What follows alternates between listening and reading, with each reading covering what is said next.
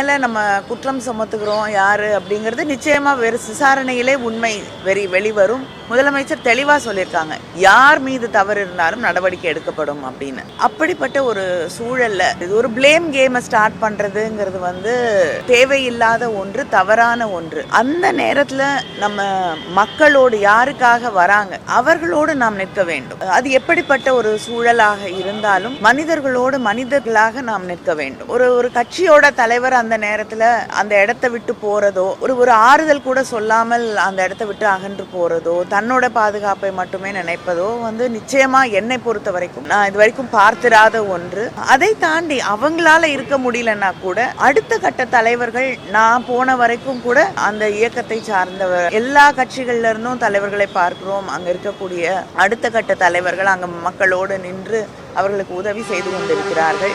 திராவிட முன்னேற்ற கழகத்தில இருந்தும் அங்கே இருக்கக்கூடிய தொண்டர்கள் மக்களுக்கு உதவி செய்து கொண்டிருக்கிறார்கள். ஆனால் அடுத்த கட்டத்தில் இருக்கக்கூடிய மாவட்ட கழகத்தில் இருக்கக்கூடியவர்களோ அடுத்த கட்ட தொண்டர்களோ கூட அந்த மக்களுக்கு உதவி செய்யாத ஒரு சூழலை பார்க்கும் பொழுது அது மனிதாபிமானம் இல்லை அப்படிங்கிறது தான் எனக்கு சொல்ல தோணுது.